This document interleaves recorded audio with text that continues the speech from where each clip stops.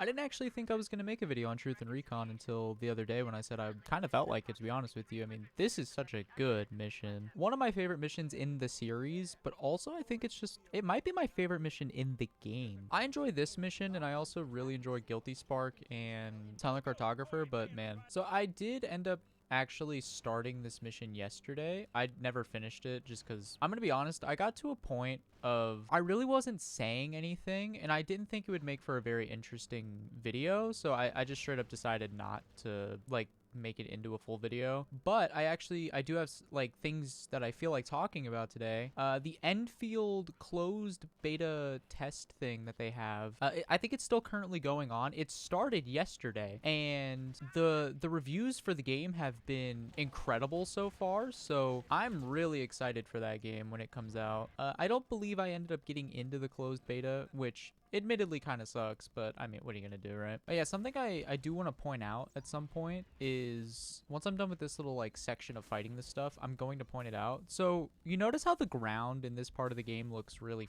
flat and like it doesn't have any texture or really anything going on. We put a flashlight on it and suddenly there's texture and there's actually things that are appearing in the ground, ridges and cracks and stuff. That's just unfortunately another byproduct of this being based on the Gearbox PC port for the original game. It did a lot wrong, which is really sad. It's also part of the reason that I tried to get that original Xbox version of this game to run. Like I said, I got it to run and it works fine. It's just it's more so just trying to figure out my binds and stuff that would be a bit of a task, but I mean, it's not impossible. And I'm sure with some fiddling, I could make the controller part of it work. But I did want to mention I'm not going to be doing the grenade skip when we actually get into the ship because I don't know how, to be honest with you, and if I tried it'd be a mess. This video would be an hour and a half long. So when we get into Silent Cartographer and stuff, I know how to do the skips in that mission, but I'm not going to because I did mention that I want to make that mission sort of I kind of want to use it as like my only real comparison to the Halo 1 remake that's coming out. As I mentioned before, I have really no positive things to say about the remake as it stands, but that was the mission they wanted to show off in the like play test trailer thing that they showed. So that will be the only mention that I do of Halo 1 remake unless it's something cool that I know. But so something I ended up doing yesterday actually was the Steam like game award things that they do every year. They opened up and I actually voted, so I might at the end of this video I might just go show those off real quick. Some of them might be a bit odd to some people, but I'll try my best to explain what I picked and why, if that makes sense. I'll probably end up doing that at the end. If I don't, maybe I'll pin them in the comments below, or the next video I do I'll like talk about them a bit more in detail. So the trick for this part is when there's only one enemy left, there will be a wave of enemies that spawn, so you can just grenade them anytime that there is one enemy left. It doesn't matter what the enemy is, so it just helps speed this process up. It makes it much easier as well. I'm not going to be doing belly skip because I don't know how, and as I've said before, Halo 1 is not my game to speedrun at all. I am awful at it. I know how to speedrun Silent Cartographer, and I also know how to speedrun Assault on the Control Room, so those are really the only two missions in this game that I'm actually somewhat decent at speedrunning. Dude, the amount of times I've died here because of my own Marines is insane. Now, this room sucks, and I don't know when my last checkpoint was, but I will try this one time. I hit my fucking head! Oh my god. Holy shit, I did it. All right, we have a problem. I don't have a checkpoint. Oh my god. Well, I did it. Go me. Propelled me forward. I don't need to go forward. I need to go up. Straight up. That's it. I feel like Travis Scott, all right? That's all I need to do. I just need to go straight up. Like that. There you go. You fucking bitch. Okay. Okay.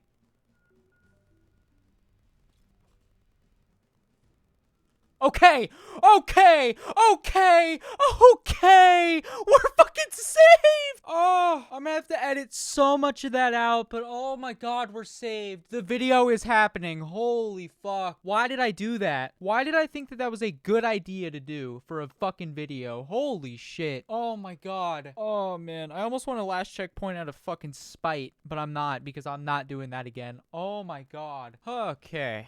I'm not gonna exaggerate how long that took because I'm not gonna sit here and be like that took 5 hours and so much time and effort, because truthfully it didn't. But I will say that that took, I believe, 40 minutes. It was something like 40 minutes. So what I ended up doing was I tried it a couple times, and by a couple times I mean about 40 minutes worth of attempts. It was probably like 20 times. And so in those 40 minutes of me doing that, I closed the game, I edited down, and I also just completely cut out the parts that I didn't end up getting it on, clearly. I hit that within, I want to say that was like 3 attempts since I've turned the game back on. So that was really good. So something that I'm going to end up doing, by the way, is I think this will be a 1 mission video, to be honest with you, because the way that I want to do Silent Cartographer, it's going to be a long video regardless. So I don't want this video to feel really short, but at the same time, I also kind of want to just dedicate an entire video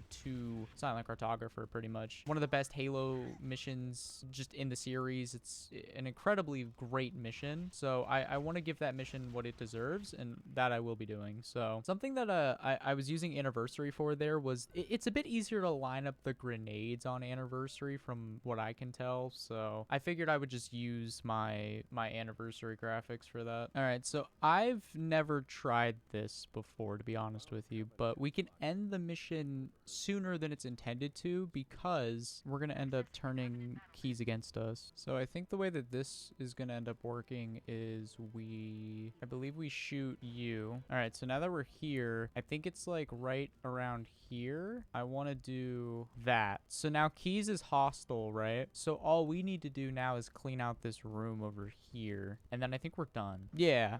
Okay, there we go. So the reason I wanted to do those skips was mostly because I've never done them before and they seemed fun. And I'll admit, as annoyed as I was starting to get, yeah, this is a very fun mission to speedrun. So I'm gonna go edit this real quick, and depending on the length of this video, I might just do Silent Cartographer. So I'm gonna let this cutscene play, and then I'm gonna cut, and it's either going to be to the rest of the mission or this will be it. And then I'll make a very impromptu outro. But okay, so instead of doing Silent Cartographer this video, I'm actually going to be doing my Steam Awards like I mentioned at the very beginning of this video. I wanted to dive deeper into my picks as I explain them. So my Game of the Year award is going to Stellar Blade, and I understand that this game did not come out this year at all. I 100% understand that, but it did come to Steam this year, and unironically, it was my favorite game I played this year. I did not play it last year because by that time I was already fully dedicated to being on PC only. I moved away from console, so I didn't get the game on console. So for my first ever instance of playing through Stellar Blade, the performance was phenomenal. I had 0 performance issues the entire time I was playing the game. The story is pretty fucking good. The combat is also pretty fucking good. The soundtrack is decadent, and we're gonna see Stellar Blade further down this list again, and I'm going to talk more about the soundtrack when we get there. But the game is just so good, and I understand that, you know, so many other games came out this year that I also really enjoyed. Expedition's one of them, Silk Song is one of them, and these are all great games. Do not get me wrong, these are great games, but there was just something special about Stellar Blade, especially with the stigma around the game. I almost did not pick it up because every video I saw on the game was literally 0 gameplay. It was just ass. It was just Eve's ass, and it was really cringe, and I did not like it at all. So as for Labor of Love, I gave it to No Man's Sky. The main reason being No Man's Sky proved time and time again that they are just on top of the game when it comes to giving great new updates to the game, supporting the game, and also just not charging people for it. I don't think that there's a single thing in No Man's Sky you have to pay for, and maybe I'm wrong, other than obviously you have to buy the game, but I don't believe that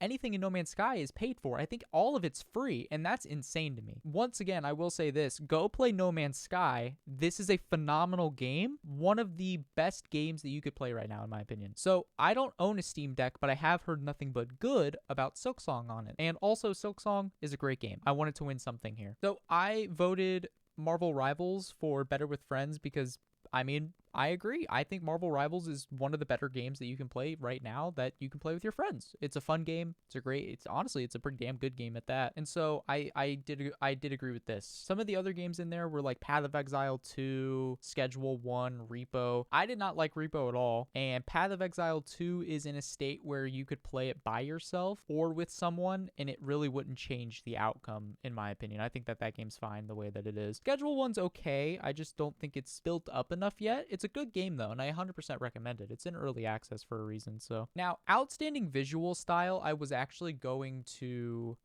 to pick Expedition, and actually, hold on. I actually will pick Expedition for this because Expedition has an insane fidelity to it, but it feels like it has a distinct art direction to it. You know what I mean? The reason I had Stellar Blade there was for the same reason. It has really good fidelity, but there's a very clear art direction to the game. Expedition, I think, does it better, and I think Expedition is a gorgeous game, and it does not rely on fidelity to be gorgeous. It has its own palette of colors, and it has an art direction that I really enjoy. Now, for most innovative, I chose Deltarune because, to be honest with you, I don't know what else to put here. Okay, so looking through them, I'm going to be honest with you, I don't really have a different answer. I might skip this category. No game this year came out that I felt was like new. I know some people would be like, well, what about Expedition? There are games that have real-time aspects to them inside of RPGs. That's not a new thing.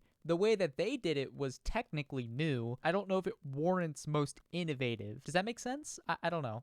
I might skip that one. So, Best Game You Suck At award I gave to Night Rain because this is a really good game and I like it a lot. It's fun, it feels new, it feels fresh, and I like it. I really do. And actually, the DLC's coming out, I think, in a week. I'm gonna have to hop on that. I don't know if I'll do a video on it, but I'll at least talk about it in a video. So, these are our last 3 games here. Stellar Blade has the best soundtrack of the year. I understand Expeditions is phenomenal, and to be honest with you, I think it was going to try to get nominated for the Grammys. It should have 1,000,000% been there. Expedition has a phenomenal soundtrack. Stellar Blades makes me ascend to another dimension because it reminds me so much of Nier, and partially because the main composer for the Nier soundtracks did, I believe, 70% of the soundtrack for Stellar Blade, and it shows. It is phenomenal. There are times where I have straight up just had Stellar Blade's OST in the background when I'm just doing things. I do the same thing with Nier. I do the same thing with a lot of other games, but Stellar Blade is one of those soundtracks that I can play in the background, and I'll be so happy to do so. Stellar Blade, go play it. I'm telling you, it is a phenomenal experience. For outstanding story-rich game, I did obviously choose Expedition. You know, Expedition this year had the best story for a game. This is a phenomenal game. A really good story. It has a really good soundtrack, but if we're going just based off of story for story rich, I think it is the best story that we've gotten this year. 1,000,000%. As for the Sit Back and Relax award, I think Slime Rancher 2 deserves that one. That game, you literally just sit there. You don't need to use your brain. You don't need to think. You just enjoy Slime Rancher, and it's awesome, man. Slime Rancher 1 is one of my favorite games I've played because it's that. It has a story to it, but like the gameplay, the soundtrack, although I might have to go re-listen to the soundtrack because it's been a very long time, but it was very nice. It was a calming game. I didn't have to think. I didn't have to do anything special. I just played the game, and it was fun. Slime Rancher 2 is that, but more. I like it a lot. So these are my Steam Game of the Year Steam Award picks, and I feel like now that I'm thinking about it, just before we finalize it, I'm going to pick Expedition because it did come out this year. However, I'm not switching the other ones that have Stellar Blade on them. But yeah, these are the official Steam Awards that I've picked. So if you guys have any like differing opinions, differing thoughts, if you think that maybe something else should be here, drop it down in the comments. I would love to see other opinions, maybe even involve myself in your own opinions, and maybe we can have like a one-to-one conversation about some of these things, because I mean, I don't think that there's any wrong answers. You pick what you love, I'll pick what I love, and at the end of the day, that's all we really care about. I'm gonna end the video here. The next video should be on Silent Cartographer, and that's going to be its own dedicated video. If you guys did like this video, drop a like down below, and if you want to see some more of this type of content from me, I upload pretty much every single day. Drop a sub. I hope you all have a great rest of your day. Make sure you vote for the Steam Awards and the Game of the Year Awards, and I'll see you all later.